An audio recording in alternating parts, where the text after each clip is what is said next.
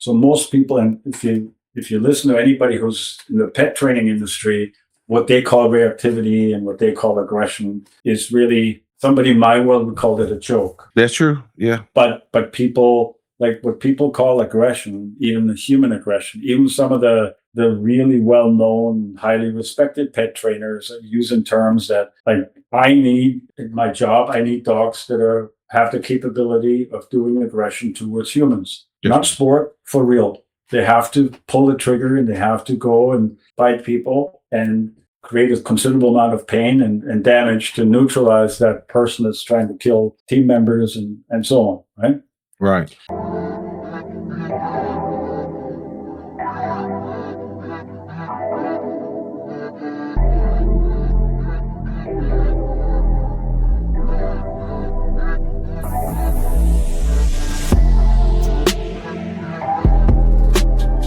Welcome to NWA Connie Corsos podcast, where we talk all things dogs.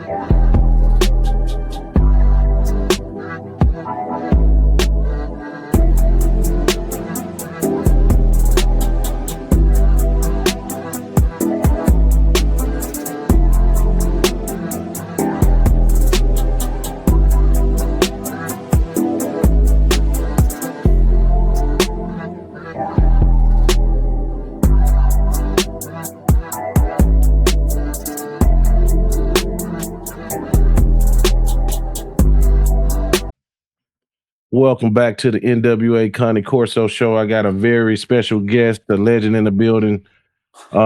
He's a titan in the world of high-level canine training with over 4 decades of experience spanning from the rigorous fields of Schutzhund and French ring to specialized tactical canine development.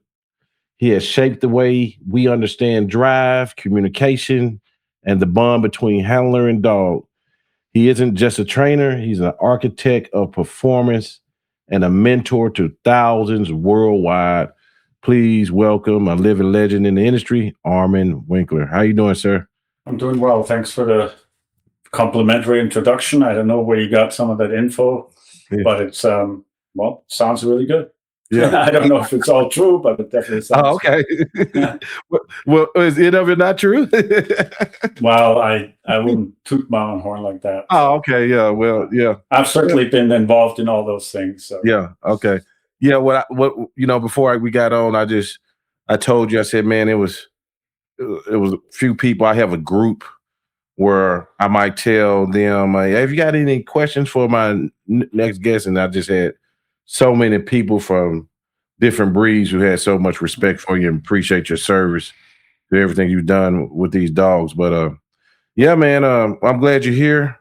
How about you tell the audience just a little bit about yourself, Mr. Winkler? Well, like Joe was saying, I've been in the dog world for a long time. Just as a date reference, I titled my first dog in Schutzhund in 1978. Goes back a little bit. I still lived in Germany then. I think it's a little easier then because the club culture just kind of creates a wave that you ride on and ride with, instead of here where you have to drive hundreds of miles sometimes to get to a good trainer, and clubs are very far apart and judges are hard to come by. So I think for that, it's not that the tests are actually easier. I just think the support system, like in any club that you go to, there's probably, at least when I was young, there's at least a dozen people that have had multiple Schutzhund 3 dogs that help along, that will throw scratch pants on to help out with training. And then you have 2, 3, 4 good helpers that are, some of them are more interested in training, some of them are equally interested in training and trials, and some of them are just more interested in the high-level trial work and stuff like that. But there's just an abundance of that. And the sport is not, I don't think the sport is viewed as competitive as it is here, even though Germany is obviously a very competitive nation when it comes to the world championships and things like that. But I would call Schutzhund, when I was growing up in the 70s, a blue collar sport. Mm-hmm. A good reason to get together with like-minded people, have fun, and then have a few beers together. I also liken it to co-ed softball in the U.S. Mhm. You know what I mean? You're not going to be a major leaguer. And maybe there is one of you somebody who starts out in softball or whatever that will become a major leaguer. Mhm. But those people are few and far between. And it's the same with the people that rise to the very, very top in competitive sport. Like Yeah. a good friend of mine is Ivan out Alabama. Friend. Yes. Yes. We trained together in the 90s, actually, a fair bit. And then he started moving around, and I started doing different things and working on my immigration to come here to the States. And, he's just very, very focused on that. That's his end goal. He wants to compete. He wants to do well. He wants to really, really measure himself against himself and his dog as another handler dog team and score the best points he can and so on. And he's, in my opinion, he's one of the best in the world. And I respect him highly for what he is, but he is very, very single-minded. When I met him, he did ring sport and Schutzen, IPO now, IGP now. And he was successful at that. He had a lady in his club doing Mondio ring. She was a Mondio ring 3, and I think the first person ever in the US to go to the Mondio ring World Championship as a 3 twice. Right. And it was a nice dog to work, was a fun dog to work. Ivan and I did obviously some of the prep stuff together, but he was the trainer. That's his focus, and that's his passion. My passion has always been in trying to figure out what makes dogs tick. Explain it to the people that train and handle what makes the dogs tick. The dog is flipping you the bird, and the dog is giving you the middle paw, and you've heard all the phrases. The dog doesn't respect you enough. All those things are really, really old and outdated. I think the modern time sort of everything has to be markers and clicker and operant conditioning. People, I think, don't understand operant condition at all, at least the parameters of it. The parameters of operant conditioning as a teaching system is the initial teaching of something. And it's called, before it became the big sort of fad that it is now, it was called learning psychology, because that's what Skinner did the experiments for. Learning psychology. I got it here. Yeah. All his experiments were designed to figure out how animals learn.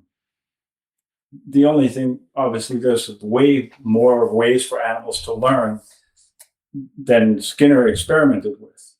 Like, he didn't do imitation learning. He didn't do copy learning. He didn't do any of that. He did basically, if an animal does something random that has no meaning to it, and there's an outcome that's either good or bad, it will affect how the animal will continue with that individual random action. Right? He'll either stop doing it, or do it less, or do it more. Reinforcement or punishment. Once the animal has figured out what it's supposed to do, like the entire chain of a thing, operant conditioning, learning psychology is over. It's done. Right? So once you put a command to it, it's finished. Yeah. It's not reinforcement anymore. Right? Because you're not trying to teach it. Once the dog has a command, he's performing it on command. Yeah. The animal knows what the command means and how to perform it. Yeah. Well, it's no longer, you could say, if you want to use the word reinforcement, there's nothing evil about that. But if you want to use it the way Skinner defined it, or the way it was defined in learning psychology, the part of reinforcement of a new behavior to strengthen it until it repeats over and over and over again, that's kind of over. Same thing with negative reinforcement. Like, once a dog has learned something with negative reinforcement, and people argue over whether that's how somebody should teach it, an animal, something, especially a dog, it's punishment or a correction, in effect, because the dog has an immediate way to avoid the unpleasantness by doing it because he understands the command, right?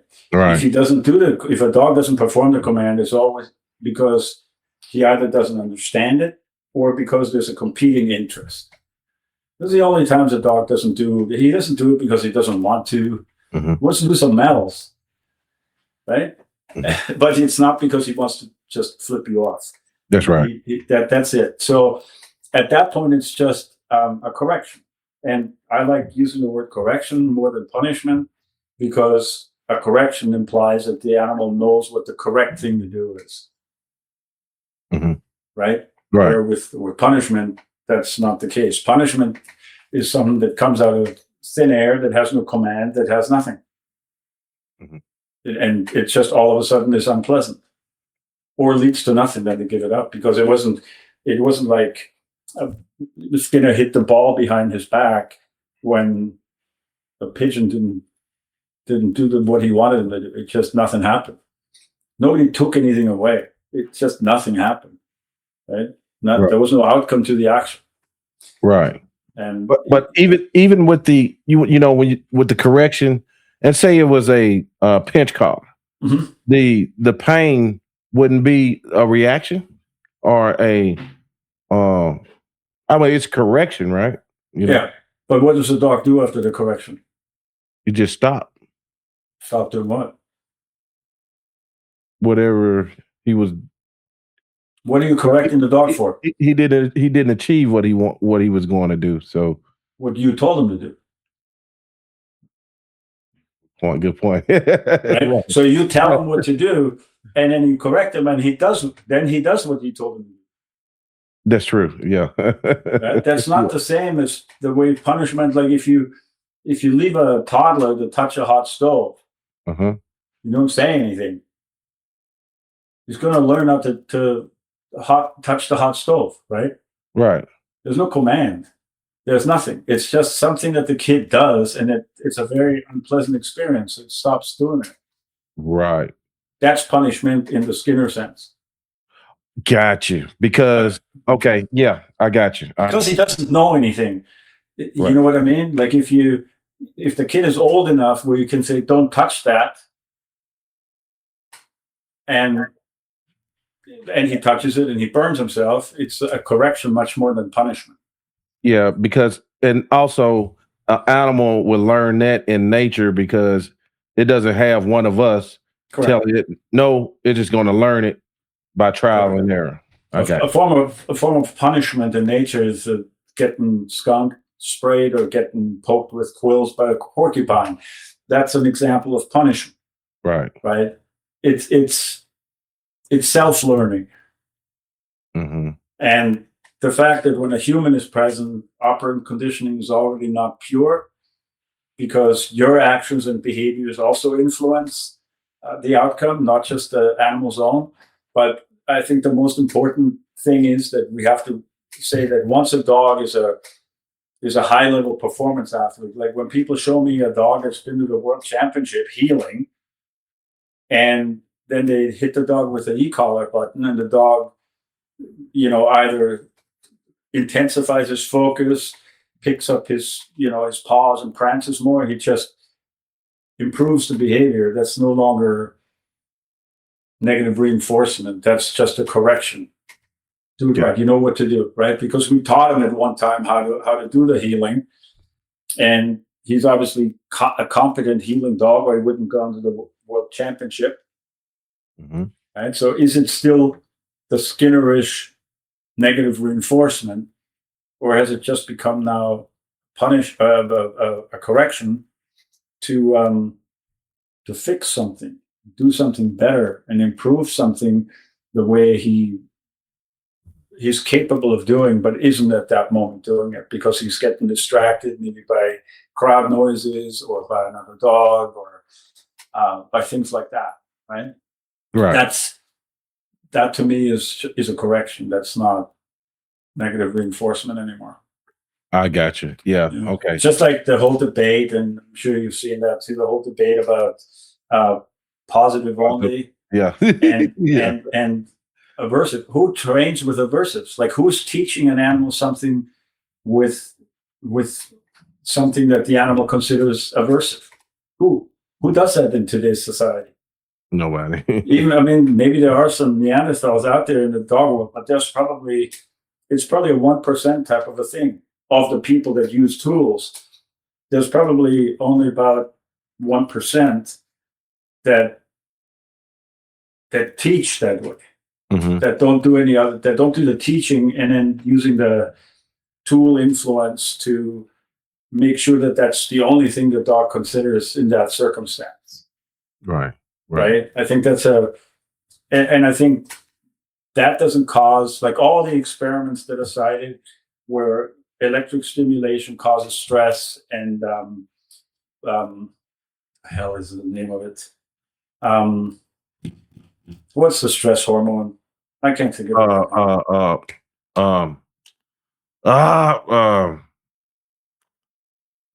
The adrenaline.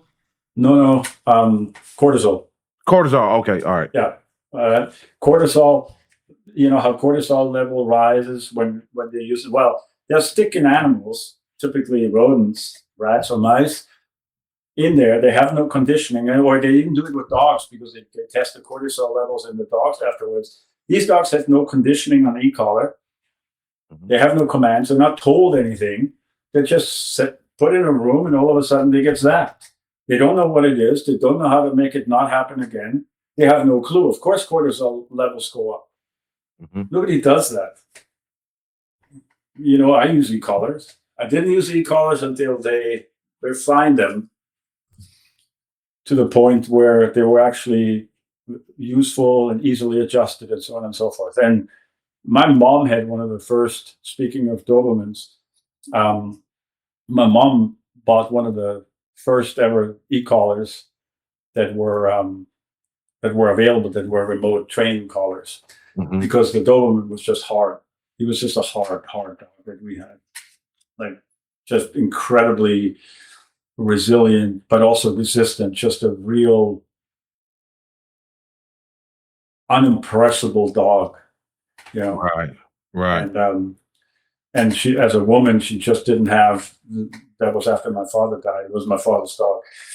She just didn't have sort of the elbow grease to do the amount of physical influence that dog needed at times. Right.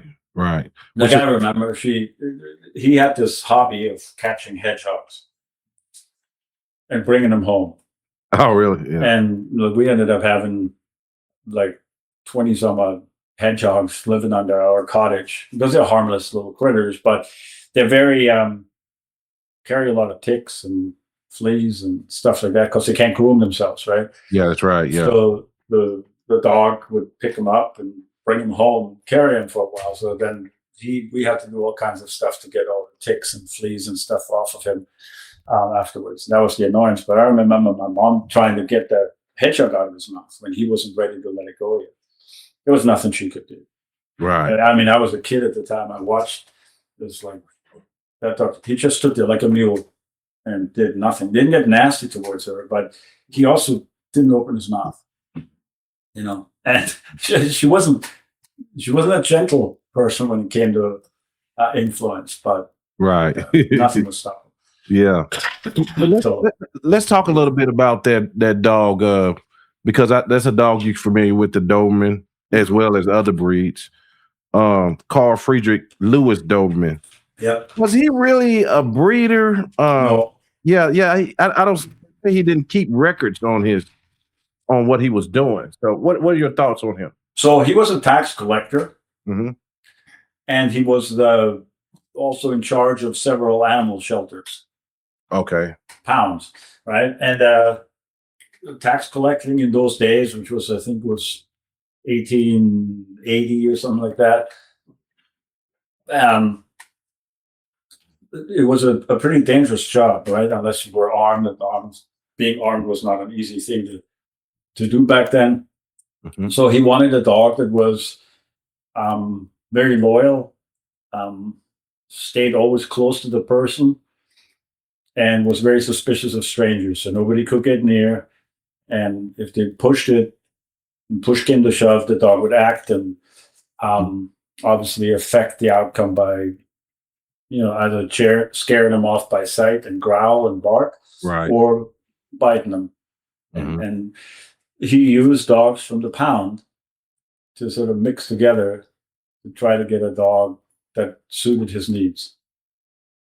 Gotcha. And he didn't keep records because he was just sort of experimenting around, like not everybody wants to have like the Rottweiler was a founding breed, right?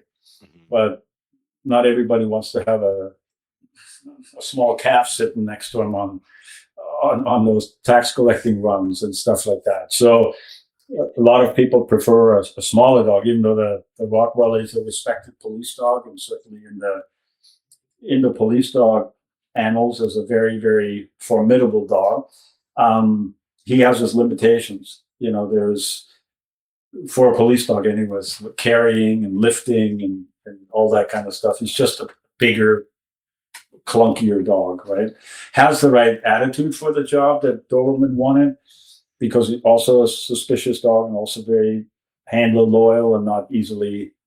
The German word that's used for that, and that's used in the description of the Doberman, is unbestechlich, which means unbribable. Oh, right? You can't bribe him to be unloyal to his owner. And that was one of the traits that he definitely wanted. Because, the big joke, here's a cookie, go chase the cookie while I beat up your owner. So the Doberman is like that. He refuses things from other people. He's very, very loyal to his owner. At least that was the intent, right? And so black and tan dog, short coat, didn't need a lot of grooming. The Rottweiler never had a cropped ear. So he's, all that. Do you work with floppy-eared dogs?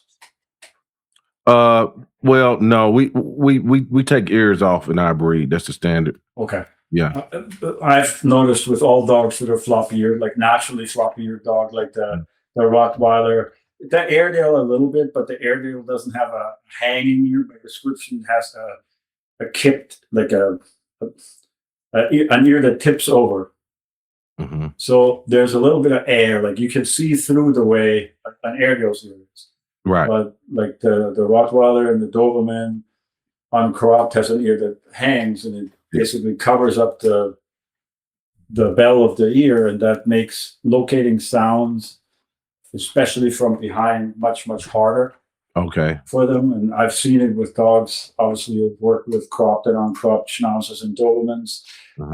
I've worked with Rottweilers, Labradors, and dogs like that. Hobart has the hanging ear as well, if you want to stick to the police dog breeds. The Boxer was always cropped. So he wanted the dogs that were very alert. So the German Pinscher was a dog that was definitely included in the breeding, but the German Pinscher, of course, is a small dog. It's not really as much of a deterrent. It's like a 40, 45-pound dog max, right? But it looks like a small Doberman. Yeah. Okay. I was wondering about that. Also, like the butcher dog. The butcher dog, was that a dog used for both the Rottweiler and Doberman? No, the butcher dog is the Rottweiler. It is a Rottweiler, but was it used? That's what it was called, the butcher's dog of Rottweiler. Okay. Okay. Gotcha. That's how it was known until it was shortened to just Rottweiler. Okay. Gotcha. Yeah. Okay. So what about the Manchester Terrier? Yeah, that wasn't Doberman.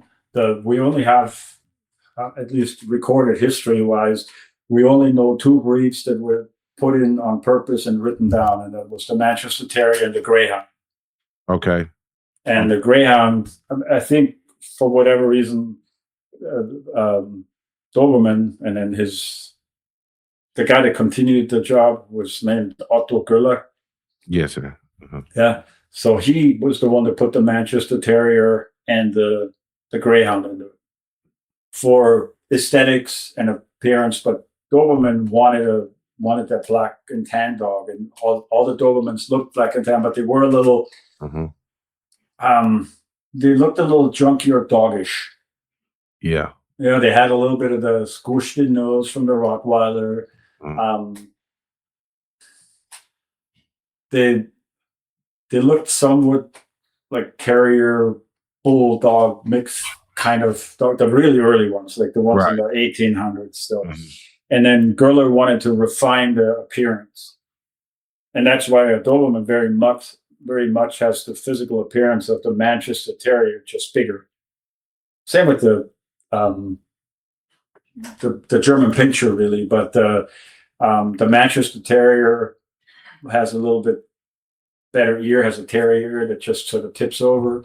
And then the Greyhound has the same kind of ear, right? And the Greyhound has that deep, deep chest that the Doberman is known for nowadays, and has more speed, the longer legs, stuff like that. The problem is that I think that was the biggest mistake, and all breed aficionados kind of agree with that, that the Greyhound was the biggest mistake to influx into the Doberman. Why is that?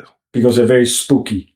Oh, and they're not confrontational, and they're not really. I don't want to use the term aggression wrong here, but they really don't have any sort of confrontational attitude about anything. They're prey hounds, right? They're prey chasers and catchers. Basically, they're sight hounds. Right. And they don't really confront. They don't really fight back against. They didn't have to deal with confrontations. That's not really what the breed was for. Right. And that streak is still in the Doberman somewhere. They're also sometimes they can spook and not stand their ground, and that's not a desirable trait. And that's something that people have been trying to get rid of for a long, long time, and succeeded to a certain degree. But, you know, right at the time, I think when they were succeeding,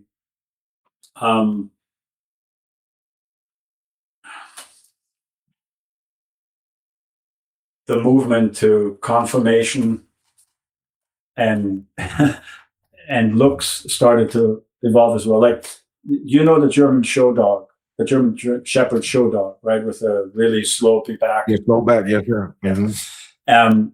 If you go back to don't quote me on the exact date, but it was somewhere either late 60s or very early 70s, where it was a dog from, I think it was from the Rivanna, that won the Bundesliga with pretty respectable scores, right? And if you notice or not, von der Wienerau is one of the biggest show names in the German Shepherd. And there was two people. It was von der Wienerau, and the other one was Arminius, I think. And they were two brothers. The brothers Henkel. And they liked that look. And after that dog won, so it was a legitimate working German Shepherd in late 60s, early 70s, right? And then all of a sudden the show dog started to work less and less and less and less.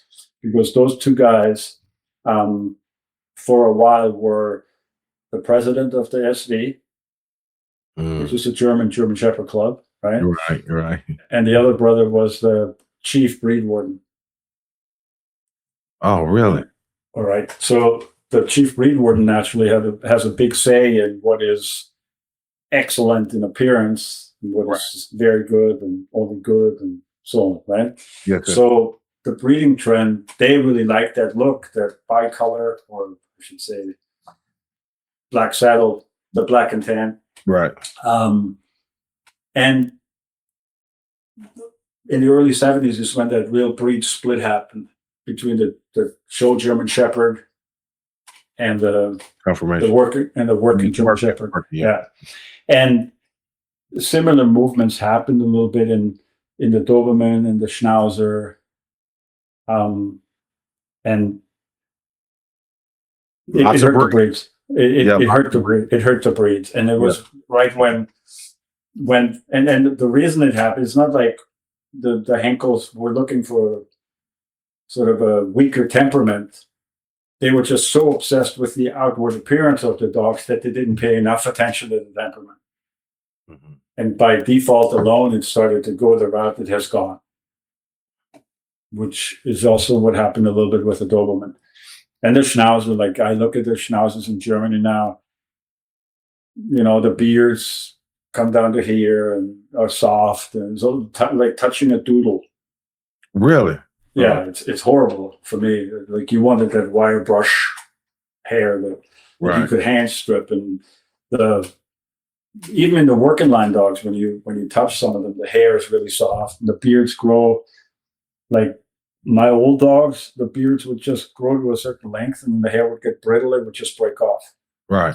They looked a little unkempt and rough, but even if you didn't clipper them or groom them regularly, they still maintained a certain appearance, and the hair just never grew beyond a certain point. Like poodles, their hair grows forever. It never, because it's super soft and so on. So, Mhm. but if they wanted that really full beard and they wanted the big eyebrows, and when the head started to not have the nice square structure that the Schnauzers wanted, the hair was an easy way to hide that. So that became desirable. They wanted the puffy legs with the, where they would tease out the hair and stuff like that. Those are just a few confirmation things that was paid attention to in the Schnauzer world that was not ideal. The Dobermans, when the Doberman working movement started to really, where they really started to pay attention to the working, was in the 50s, and they spent quite a bit of time to try to make them into really respected working dogs. Mhm. But those dogs ended up being shorter, stockier, shorter neck, not elegant looking like some of the people wanted.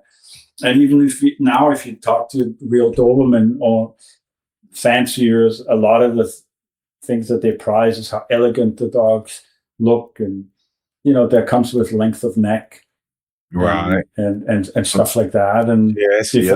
before you know it, people pay too much attention to that. Now the new thing is, since the cropping and docking is banned, now people are losing confirmation points on the tail, what the tail looks like and what their ears look like. Give your dog the best start possible. We offer proven tools, products, and supplements backed by a real world experience and our passion for healthy dogs. And then the funny taping ears. Yeah, go ahead. Right. But the funny thing about it is, in the working world, you got to have the ears to compete in world competitions, right? No, yeah. You can't crop and dock if you want to go into the world championships. Right. Okay. Yeah. For some reason, there's still countries that do, Uh-huh. but most of those are outside EU. Mm-hmm. So like Eastern Bloc stuff. Right. So that man, sounds like this the same story for lots of breeds, and these are German dogs we talking about that all took a similar path. Is it more so, to be honest, is it more so when it hits America, when the trends start to change, or just globally, period? When it hit America, when all working breeds hit America, the trend was in the wrong direction. Because they wanted a dog with a costume on the outside and not the things that come with it. Right. Like most of the people you talk to, like a lot of people own dogs. Not that many people own serious working dogs. So most people, and if you listen to anybody who's in the pet training industry, what they call reactivity and what they call aggression is really, somebody in my world would call it a joke, right? That's true. Yeah. But people, like what people call aggression, even the human aggression, even some of the really well-known, highly respected pet trainers are using terms that, like, in my job, I need dogs that have the capability of doing aggression towards humans, right? Yes, Not sport, for real. They have to pull the trigger and they have to go and bite people. and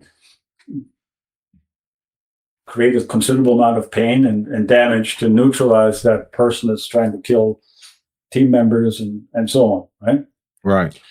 Any of the videos that I see from people where the problem is human aggression, that dog, like, none of the vendors that I deal with would even give that dog a second look. You know what I mean? Those little nips and shots that these dogs take at people, that's a joke. Yeah. That's not considered aggression. Like in the real world, that's not aggression. Those are gestures and attempts to just try to get rid of something that bothers the dog. None of these dogs come to get you. Most of those dogs, and even dogs that get a little bit weird about somebody at a distance and they run at it, they kind of find themselves in a situation that's a little too much for them. They get weird and start barking and circling and nipping. But all they really want to get rid of is that feeling that they're worried. Yeah. They just wanted that threat to go away. Yeah. Correct. Right. And that's it. And even if we don't see anything threatening by whoever they're nipping at, the dog felt them threatening. And that's all that matters. And that needs to be, obviously, in the pet world, that needs to be addressed. But my point was, how many people consider that such an undesirable trait for a dog to even do that? Imagine if they had a dog that just absolutely wanted to nuke people with determination. Right. Right. I remember one time I was doing a seminar.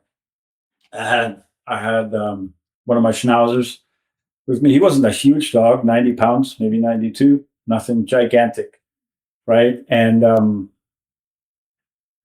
he was with me on the seminar trip. So was my wife. My wife's not a small person either, muscular and athletic. And it was time for him to go out to potty, but I was busy with the people at the seminar, so I asked her to go get him out and let him have a pee. And that dog was a socially aggressive dog. Number one, he was a patrol dog, but he was also a socially aggressive dog, which means he bit you just because you were there. It wasn't a strong defensive response. He had that too, but he just didn't accept anybody except for family. Excuse me. I've been having a dry throat for the last couple of months. Oh, really? Yeah. Yeah. So anyway, she gets the dog out. He sees a bunch of people that had nothing to do with the seminar, just people that were there, right? Because it's obviously we were, I don't know, at a school. I think it was a school play field or whatever, like a soccer field or whatever. And parking was obviously where the dogs could see other people. So anyways, the dog jumps out of the car. It's in a pinch collar. My wife has the leash. And he sees these people and he's going. And my wife's probably a good 140 pounds, real muscular, work gym lady, right? Mm-hmm. And he just started pulling. There was nothing she could do to stop him. She held on, so she slowed him down. And it wasn't until I saw that out of the corner of my eye, and I started running towards him and calling his name, and that didn't even snap him out of it because he was already sort of in pursuit. And I ended up having a sleeve with me and a whip and a cracked whip. And that sort of got his attention, and all of a sudden he snapped his head over and changed directions and changed targets. So, right. And then I told my wife, he started pulling towards me then. I said, like, just let him go, and then I just caught him on the sleeve and held on to him until she came and slipped him the sleeve. And that's it. But if dogs were that way, and he was kind of born that way, he had training. So what he did when he got there, he did with technique and skill. But the desire to do that to people was inborn, right? Once he reached a certain age, that's the way he was wired. Imagine if people that want a pet have a dog like that. Yeah. Because he looks cute and fuzzy and he has a beard and and the Doberman is so elegant and look how pretty he looks, and he has such short hair so he doesn't make a mess in the house. but I don't want him to bite the neighbor. Right. Right. And I don't yeah. want to have to be responsible to always watch him or have him on a leash so he doesn't bite strangers. Well, it says in the breed description, suspicious to strangers and aggressive. Yes. Right. So It the is. trend, especially in America, was almost immediately anti-aggression breeding. Right. He would in America today. He would probably be labeled as an unstable dog. Correct. Mm-hmm. Right. And this was, I mean, I had him in America already because I was already here while I was still living in Canada, but was doing a lot of seminars in the States. But Right. my point is, all the working breeds, the Rottweiler, the German Shepherd, the Boxer, the Doberman, when they came over, They were strong. they were strong because they were bred to be police dogs. Mhm. But people bought them because they liked the way they looked. Mhm. And then they bit somebody. And then the breeders got the dogs back, the ones that are honest and respectable enough to take puppies back, right? Right. But they're bitey already as puppies. You know that. They grab your pants, they grab your fingers, they grab everything. They want to bite something. And if they grow up to be dogs that need to be trained and managed and handled and you have to be a responsible owner, most people don't want that. Mm-hmm. Mm-hmm. They want a stuffed animal that's happy when they come home. And then when they're home and they got their greeting, they want them to go back to being a stuffed animal. Right. Right. Right? No muss, no fuss. And the working breeds are just not like that. So, I think in Europe, the changes happen slower and more by default because they paid too much attention to conformation only. They didn't pay attention to the other. But especially in the working breeds, for a long time still, the breed suitability test and the Kurum were still mandatory. You couldn't breed and register a dog until you had at least one of them. That's right. Yeah, that's right. Uh-huh. And in America, none of that stuff was ever necessary, which means not only did, it was just so easy to breed dogs that were much easier to get along with. Yeah. Right. But what if you take away confidence and power, but you still have suspicion? You get a very nervy dog. Yes, you do.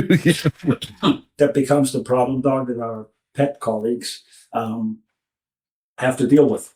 So, yeah, that's the number one complaint with working dogs and dog trainers.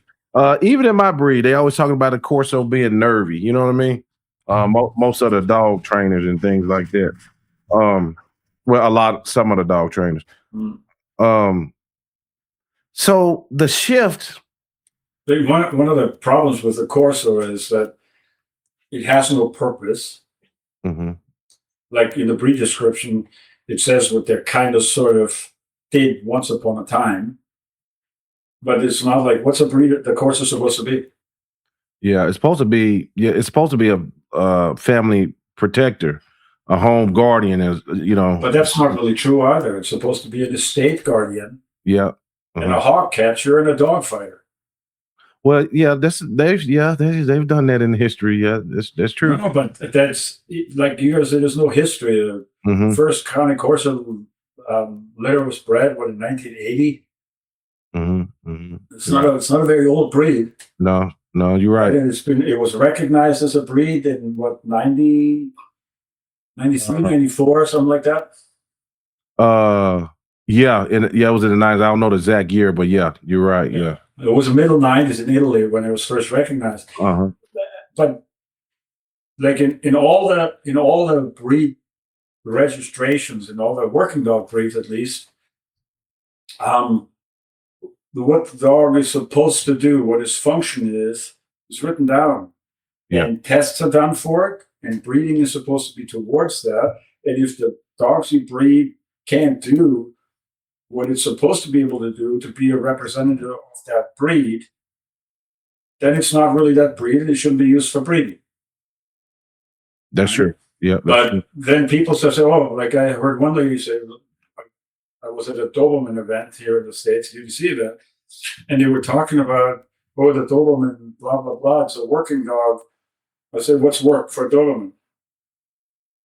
And one person does sport, and then one lady says, like, oh, my dog's like a therapy dog in hospitals. I said, the only thing I want a Doberman to do in a hospital is scare people out of a wheelchair. Yeah. It was not a very politically correct answer, of course. Right. But then I said, like, okay, so the people that said Schutzhund, said, what is that? Is that the design or the definitive work for the Doberman? Mm-hmm. And they said, oh, yeah, especially when they can compete. And I'm going, the Doberman is a police and military dog. That's his designation, period. If you cannot do that, we're not saying that every litter of eight puppy litter, every single one would be an outstanding police dog. But that should always be the goal, which means there should always be at least 3 or maybe even 4 puppies out of an 8 puppy litter that are capable of doing at least average police work. Right. Work in difficult environments, be trainable, and be willing to bite bad guys. Mm-hmm. And that's what they're supposed to be. And the same thing goes for the Rottweiler, and the same thing goes for, like, I haven't had an Airedale, 2 Airedales in my life. One of them had a heart issue, and he died very young. But the other one was a great Schutzhund 3 dog. I trialed him a couple of times. And then I had I switched him over to KMPV, and I trained him to do dog work. So, and he was able to do that. I didn't work at the KMPV long enough because that organization kind of fell apart. But he was pretty good. But those dogs out of that kennel that were much better than him, even snap you bite they would be much easier to train to bite for real. He was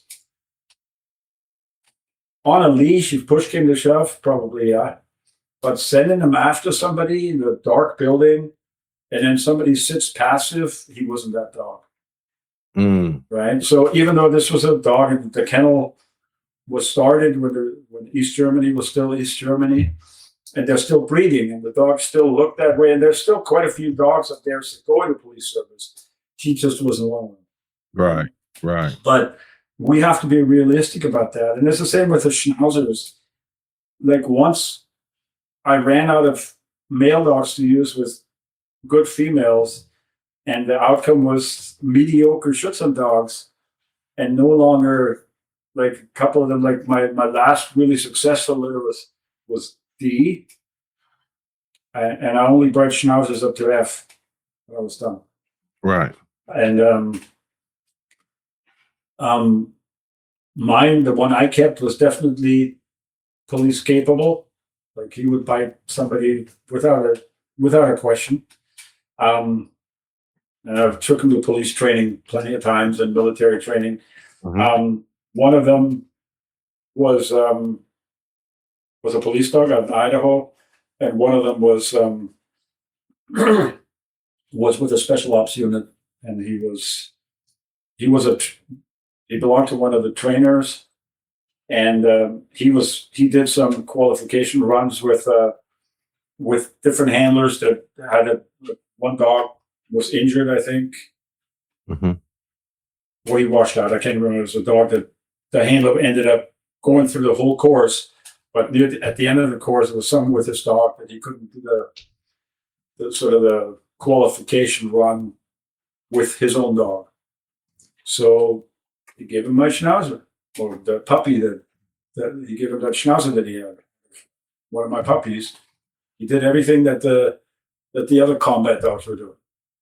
So that's what I want. And when I can't produce that anymore, then I don't want to bang my head against the wall. Armin, let me ask you this, because you've been around a lot of dogs.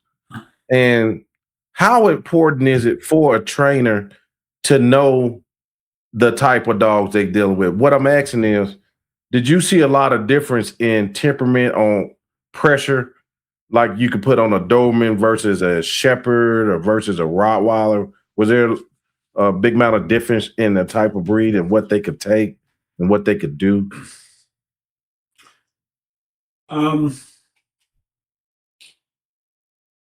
There was a lot of dogs, like a lot of Dobermans, that in Schutzhund can take the sort of the staged formulated pressure quite well. A lot of them would not stand up to anything that was unpredictable. But the same is true for almost every other breed. Rottweilers are the same. Rottweilers have one big weakness, and that's environmental. Mm-hmm. Like slippery floors and heights and stuff like that, just blow them out of the water. The Doberman is actually pretty good environment. The Doberman's problem a lot of times can be with people, because they're suspicious and they see the human as a threat, right? So now you put them in environments where a lot of weird stuff is going on. That all becomes sort of that's all stuff that the bad guy can use against them. Right. Yeah. Where they don't just block it out because they see the person. It's much easier to get a Doberman to bite that go from a pure sleeve background to biting a suit or biting a person if they have the right temperament. Because they focus on the person all the time. Where you can have a dog, a Malinois that knocks you out of your shoes, jumping almost 20 feet on a courage test, but they won't bite you if you don't have a suit on. Mm-hmm. Because they're so social. Right. Just bite the equipment, they love it, but they look so impressive because they're just so, like, they don't notice anything. You can take them into environments and you can test them environmentally and they don't notice anything. But they also don't see the human as the object. The suit is the object. And that, with some dogs we've found, they just cannot make that transition. If I have a Doberman that can do that kind of work in sport, and is that strong in sport, mm-hmm. he transitions to being a real world dog much, much easier. There's just not that many around. Right. Because the other thing is a lot of have you ever heard of a guy named Ottmar Vogel? No, I hadn't actually. No. Okay, so he wrote this book. Zucked in sport. Yeah, breeding in sport with the Doberman, right? Okay. And he is the guy that designed the breed suitability test, the CTP. Okay. And he also designed the program for the Kuro, which is the breed survey. Okay. Right. And the Kuro is really just to select specimens for breeding that improve the breed. Mm-hmm. And depending on the numbers they had in the Kuro, would show you what they could improve in the breed and what the partner needed to bring to compensate for and stuff like that. That's what the Kuro is supposed to be for, right? Right. And when he wrote the original, just as an example, I'm getting the whole rule book here, but one of the things was the isolation test. So the dog was tied up somewhere, no command, he was just left standing there, and the handler left and went out of sight. And it was usually the judge himself, because the dog was tied up, civilian clothing, and he would just go up to the dog and sometimes act a little imposing, not super threatening, but definitely a little confident and squaring off with them and stuff. And in Vogel's original ZTP, the acceptable responses were aggressive and neutral. Fearful would be a failure. Right. Right? Now, neutral and friendly are the only ones that pass. Really? Yeah. Wow. A dog on his own in a field, staked out, and a perfect stranger walks up very directly to you and sort of looks at you. Yeah. I want my dog to say, get the hell out of here. Right. That would immediately fail him. Wow. And friendly, now they get to the point of where they go up and touch the dogs. And back then, everybody was pretty sure that the dogs that sort of said, get away from me, that if they would be touched, the judge would be bitten, period. Right. And that would pass the Kuro and the ZTP, right? Because that was the accepted standard. Now they rewrote that and they took that out. So if that part of the Doberman's temperament is no longer not only desirable, but passable as a breed, you may if you don't like it, mark it down a notch. You know what I mean? Mm-hmm. To say, you know, if neutral is grade A, make aggression grade B, Right. right? But to make it a failure just because a dog didn't want to interact with a stranger when he's isolated, I have no that's nuts. And you can train a neutral dog to be a good police dog, but it's not guaranteed, right? Right. So with that, the temperament changed considerably, right? Because some of the dogs that were very, they were very bold and strong and aggressive, and aggression isn't a bad thing. How do wild dogs earn the right to breed? Right. Aggression. By earning status with aggressive in. Even if in wolf packs and in wild dogs and stuff, there's a little bit of a ritualistic aggression within the pack to prevent injury, but that ritual would not be there with a stranger, with an outsider, right? Right. So the trait that ensures survival of the fittest is being maligned. Right. And the whole concept of protective, since you brought that up with your breed, dogs protect themselves and they protect their young. Mm-hmm. Mm-hmm. They might protect their territory and their food, and that's it. Right.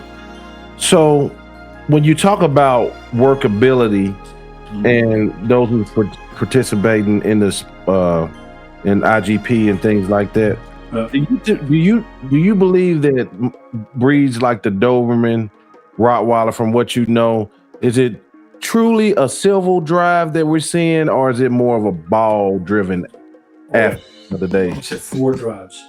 Okay. That's it. Prey drive, sex drive, defense drive, and pack drive.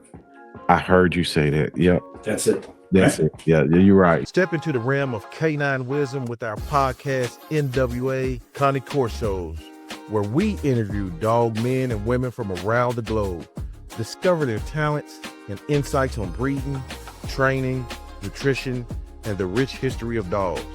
Tune in to the most underrated yet influential dog podcast on social media. Your journey into the dog world starts here.